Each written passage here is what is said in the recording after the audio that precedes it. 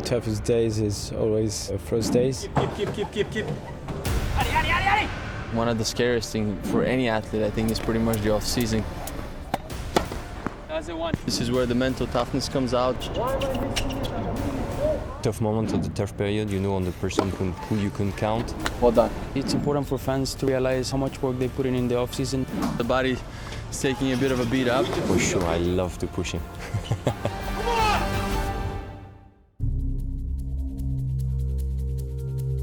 The off-season is a chance for you to do the hard yards. Building muscle you can only do during the off-season. To build muscle, it's a process of 2-3 weeks at least. The off-season is certainly a little bit harder. You want to push your body to its extremes a bit. The off-season is just a special time of the year when you really get to work on your game, really have the time to break down your technique. There's a lot of guys here that are, really good tennis players. You can, challenge each other in practice. Everyone pushes each other and dream rises to the top, obviously.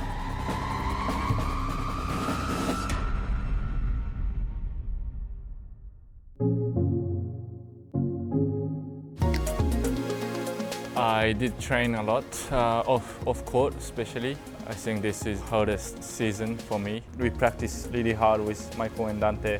Dante always traveling with me every tournament, and also Michael travel some of the big tournaments. Me and Michael talk quite a lot, and we are in constantly communication. So then one message goes to Kay. We've been training together for 3 years with Michael and Dante, 5-6 years now. We have a good team. Both of them have great experience, and especially Dante, we always traveling together, so he knows all the players and he knows what I have to do to get better. And Michael, he had played top player long time, so he knows a lot of knowledge and experience, and now these days he's giving me a lot of good advice.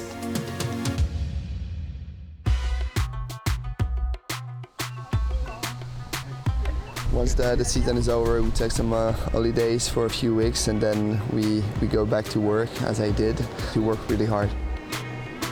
Lucas it's a young player, 22 years old, so the approach is to develop him on the athletic side, making stronger in his body and his head as well. We work hard to improve physically in the tennis, trying to get stronger, faster, everything. You don't have the same vision if you're an athlete of 28 or 30 years old. So it's very important for me to propose him to work very hard and also to educate him to be a professional. So all the invisible part of the preparation. It's good weather, good player to train. So let's go. Let's have fun.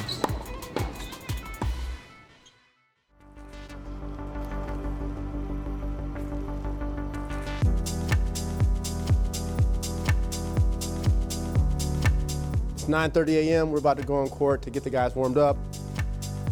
We went out, we did the mobility and got the body kind of loose to start. And some days in the off-season are designed like that. The priority is to maybe work the body a little bit more off the court than on the court. It's always going to be about hitting the reset button in terms of 2 or 3 things that you identified in 16 that you needed to improve. How to play the service game a little better. Jack looks to step up and flatten the forehand out and come to net.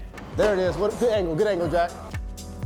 We're currently in the middle of 2-a-days, so in the morning we do our explosive power stuff, and now we'll come back in the gym. He has a lower body lift, and we're gonna work on some shoulder strengthening, some prehab, some core work, and then shut the boys down with a little recovery, and then we'll get out of here.